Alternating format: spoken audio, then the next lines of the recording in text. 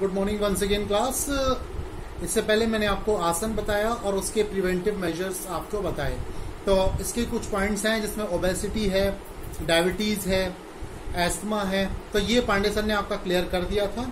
तो मैं आपका अगला टॉपिक लूंगा, वो है हाइपरटेंशन। वो कंप्लीट आपका नहीं हुआ था।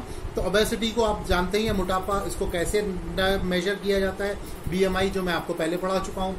डायबिटीज कैसे होती है, डायबिटीज आपको टाइप 1 टाइप 2 वो पंडित जी ने बता दिया है आपको। एस्थमा प्रॉब्लम क्या होती है, सारी चीजें आपको क्लियर हो चुकी हैं। इसके बाद आता है हाइपरटेंशन। हाइपरटेंशन किस चीज को कहते हैं? हाइपरटेंशन मीन्स हाइपरटेंशन जो है आपके बीपी को, ब्लड प्रेशर को बढ़ाता है। हाइपरटेंशन हाई बीपी को कहते हैं, ठीक है। अब हाई बीपी कैसे होता है? ब्लड, आपकी ब्लड वेसल्स जितनी भी होती हैं उसमें जो आपका ब्लड सर्कुलेट होता है, जैसे पाइप में पानी जो जाता है उस तरीके से प्रेशर जो पानी का होता है वो पाइप की दीवारों पर जो पड़ता है, उसी प्रेशर को हमारी ब्लड वेसल्स पर जो ब्लड का प्रेशर पड़ता है तो उसको ब्लड प्रेशर कहते हैं। तो वो ब्लड प्रेशर कैसा नॉर्मल होना चाहिए? अगर नॉर्मल से ज्यादा होता है हाइपरटेंशन जिसको बोला जाता है, तो ये आपका हाई बीपी में इंक्लूड होता है। और हाई बीपी आजकल वैसे तो मिडिल एज की प्रॉब्लम है, जैसे आप जो है 30 प्लस या जब 40 प्लस मान लीजिए, 40 प्लस लोगों को हुआ करती थी, लेकिन अब ये बहुत यंगस्टर्स में भी आ गई है। और ये बहुत सोचने वाली बात है कि हम हाई बीपी को बहुत सीरियसली लेने लगे हैं, और लेना भी चाहिए, क्योंकि अब ये बच्चों में भी बहुत ज्यादा शॉर्ट टेम्पर होते हैं, बच्चे बहुत ज्यादा स्ट्रेस में रहते हैं, बहुत ज्यादा प्रॉब्लम होती है उनको, तो उनको जो है हाई बीपी की प्रॉब्लम क्रिएट होती रहती है। तो हाई बीपी जो है इस वक्त जो है आपके लिए बहुत हार्मफुल है, और इन फ्यूचर भी आपको इसका ख्याल रखना है। और योगा में इसको कैसे कंट्रोल किया जाता है और कैसे इसको मैनेज किया जाता है, इसके लिए योगा में पोस्चर्स हैं। और पोस्चर्स कौन कौन से हैं, कौन कौन से आसन हैं, किस तरीके से आपको करना है, ये सारी चीजें मैं आपको बताऊंगा।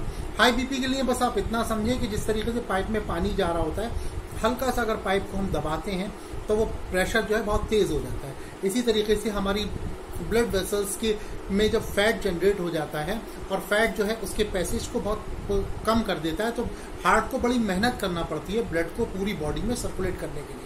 तो उसकी वजह से हार्ट को ज्यादा मेहनत करना पड़ती है और आपका ब्लड प्रेशर बढ़ जाता है। और ब्लड प्रेशर बाद में बहुत सारी प्रॉब्लम्स क्रिएट करता है, हार्ट की बहुत सारी प्रॉब्लम क्रिएट हो जाती हैं, और ये स्ट्रेस की वजह से होता है। बहुत ज्यादा जो लोग शॉर्ट टेम्पर होते हैं उनकी वजह से होता है। और योगा में इसका बहुत अच्छा इलाज है। और योगा में जो आसन आपको बताए जाते हैं वो अगर आप आसन करें तो आपके हाई बीपी के लिए बहुत अच्छा आपको कंट्रोल होगा, और इससे आपको बहुत हद तक रिलीफ मिलेगा इस चीजों से। तो पहले हाई बीपी के लिए, आपका हाइपरटेंशन के लिए योगा में कौन कौन से पोस्चर हैं, तो स्टेप बाय स्टेप हम इसको समझते हैं। सबसे पहला पोस्चर है आपका ताड़ासन। ताड़ासन ये स्टैंडिंग पोस्चर है, आपको खड़े होकर करना होता है।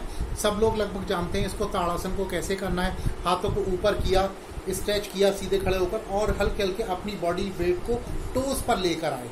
अपने ऑन टोज होने के बाद आप उसको कितनी देर तक, 10 से 15 सेकेंड तक अगर आप होल्ड करते हैं तो आपकी बॉडी का पोस्चर ठीक होता है, और उससे आपकी बॉडी में फ्लेक्सिबिलिटी आती है, और आपके हाइपरटेंशन को रिड्यूस करने में बहुत हेल्प मिलती है। तो इसके फायदे क्या हैं ताड़ासन के? ताड़ासन कैसे किया जाता है ये मैं आपको पिक्चर्स दूंगा। मैं इसके एडवांटेजेस और डिसएडवांटेजेस क्या हैं, किसको नहीं करना चाहिए, कंडीशंस क्या हैं, वो सारी चीजें मैं आपको बताऊंगा कि किसको करना चाहिए, किसको नहीं करना चाहिए। सबसे पहले ताड़ासन में आप देखिए आपका इसका बेनिफिट क्या है। It improve mental and physical balance. Mental और फिजिकल बैलेंस, जैसे मैंने आपको पिछली बार पढ़ाया था, न्यूरोमस्कुलर कोऑर्डिनेशन, माइंड का और आपकी मसल्स का जो कोऑर्डिनेशन होता है ये आपका मेंटल और फिजिकल बैलेंस के थ्रू होता है। तो अगर आप वो करेंगे, ताड़ासन करेंगे, तो आपकी बॉडी जो है आपके माइंड के साथ सेट होती है, और इससे आपकी एबिलिटी बढ़ती है। अब दूसरा पॉइंट है आपका help to increase your height. जिन लोगों की हाइट जो बढ़ रही होती है, हाइट तो आपकी नेचुरल है जो आपसे बढ़े, उसमें आपको सपोर्ट मिलता है, सपोर्ट करता है आपको हाइट को इंक्रीज करने में। तीसरा पॉइंट है it improve body posture.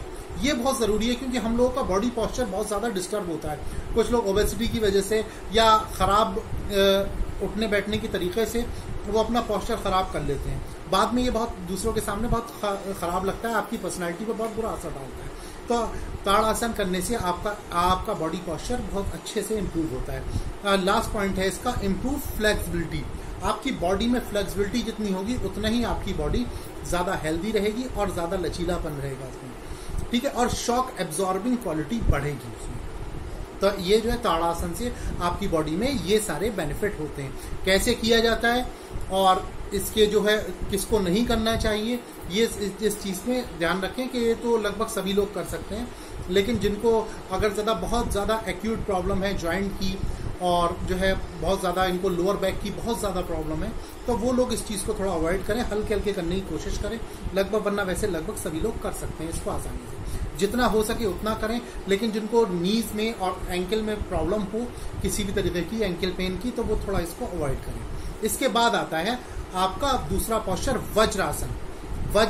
Vajrasana जैसे नाम से ही जाहिर है कि आपको वज्रासन आपकी बॉडी को जैसे आप नीज के सपोर्ट से बैठते हैं या घुटनों के बल बैठते हैं और आप अपनी बॉडी को अपना बॉडी वेट अपनी थाइज, अपने काफ मसल्स और एंकल पर रखते हैं, तो और बिल्कुल बैक स्ट्रेट करते हैं। वज्रासन ही एक ऐसा पोस्चर है जो आप खाना खाने के बाद कर सकते हैं, वरना योगा में शवासन और वज्रासन के अलावा कोई ऐसा पोस्चर नहीं है जो आप खाना खाने के बाद कर सकें। लेकिन ये वज्रासन जो है आपके खाना खाने के बाद अगर आप करेंगे तो आपके डाइजेशन में बहुत सपोर्ट करता है। और वज्रासन में सबसे पहला जो आपको बेनिफिट है इसका, इट इम्प्रूव कंसंट्रेशन। वज्रासन में जब आप बैठेंगे तो आपकी कंसंट्रेशन पावर जो है वो बहुत ज्यादा बढ़ती है और वो आपको रिलैक्स देती है इन सब की दुनियावी झंझटों से। दूसरी बात, इट इम्प्रूव मेमोरी, आपकी जो मेमोरी है वो बढ़ती है इससे। इसका इट क्योर मेंटल स्ट्रेस आपका दूर होता है इससे, और डाइजेशन में भी बहुत ज्यादा सपोर्ट मिलती है इससे। तो ये पोस्चर आपको बहुत ज्यादा बेनिफिशियल होता है। लेकिन इस पोस्चर को किसको नहीं करना चाहिए? जिनको नी की प्रॉब्लम है, जिनको एंकल में पेन होता है या एंकल इंजर्ड है, तो उनको वज्रासन नहीं करना चाहिए, क्योंकि पूरा बॉडी वेट आपका इन चीजों पर आता है, तो इसका लिहाज रखें। इसके बाद आता है तीसरे नंबर पर भुजंगासन। भुजंगासन क्या चीज है? भुजंगासन आप सब लोग समझते हैं, भुजंग माने सांप।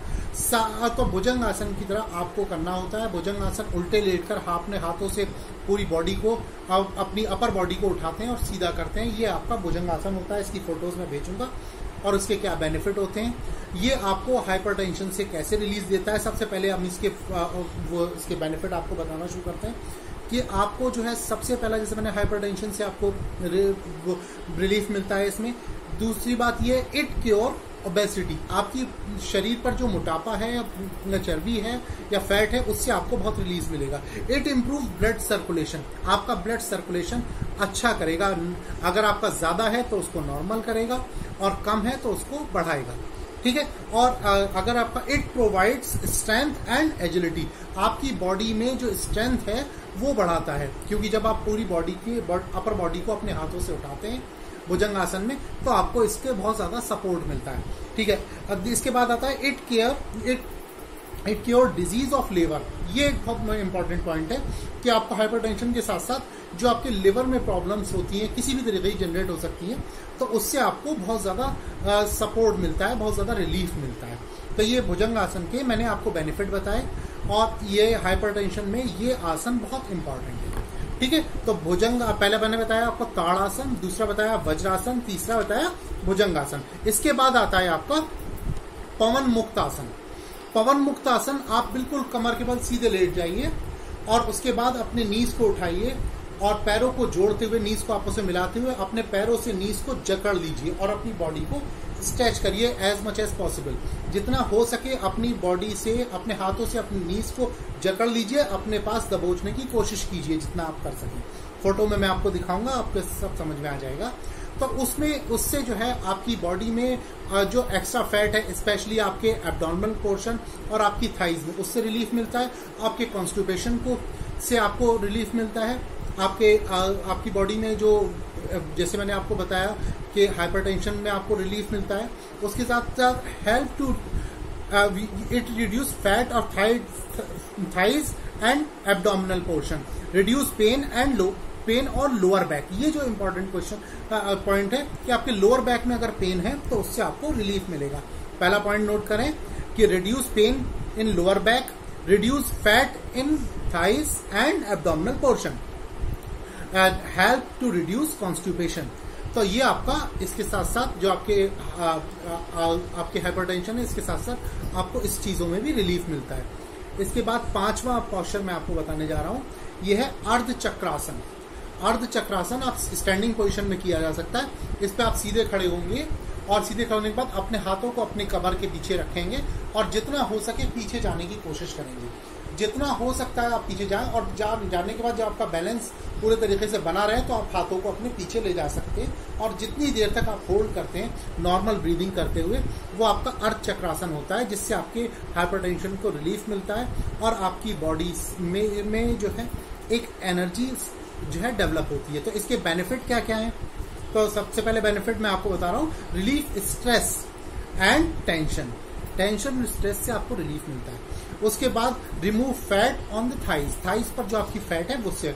Cure your pain of leg, आपके पैरों में जो मस्कुलर पेन रहता है उससे आपको रिलीफ मिलता है। ठीक है, तो अब ये जो मैंने आपको पवन मुक्त आसन और आपको जो है अर्ध चक्रासन जो मैंने बताया, ये पवन मुक्त आसन में एक चीज का ध्यान रखिएगा कि जिनको साइटिका की प्रॉब्लम है या फिर जिनको लोअर बैक की प्रॉब्लम है तो वो थोड़ा सा इसको अवॉइड करें।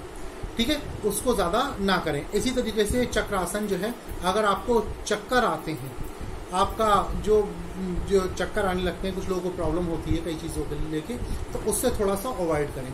और आपको जो है ये जो साइनस की प्रॉब्लम है, सॉरी साइनस नहीं, जो आपको सर्वाइकल स्पॉन्डिलाइटिस की प्रॉब्लम है होती है, उससे आपको इससे अर्ध चक्रासन से बहुत रिलीफ मिलता है। तो आपको मैंने 5 पोस्चर बताए। सबसे पहला पोस्चर ताड़ासन, दूसरा वज्रासन, तीसरा जो है भुजंगासन, चौथा पवन मुक्तासन, 5वां अर्ध चक्रासन। ये 5 पोस्चर हैं जो आपको इसमें करने होंगे, जो आपका हाइपरटेंशन से आपको रिलीफ मिलता है। और उसके क्या क्या बेनिफिट हैं, क्या क्या कंडीशंस हैं उसकी, वो सब आपको तैयार करनी होंगी। वैसे मैं आपको नोट्स भी दूंगा पिक्चर्स के थ्रू, पोस्चर की पिक्चर्स होगी, उसको आप करके भी देखिएगा, आपको इसमें रिलीफ भी मिलेगा। और उसके साथ साथ आपको ये इस क्वेश्चन का आंसर भी अच्छे से तैयार करना है, इसको लिखना है। ठीक है, थैंक यू।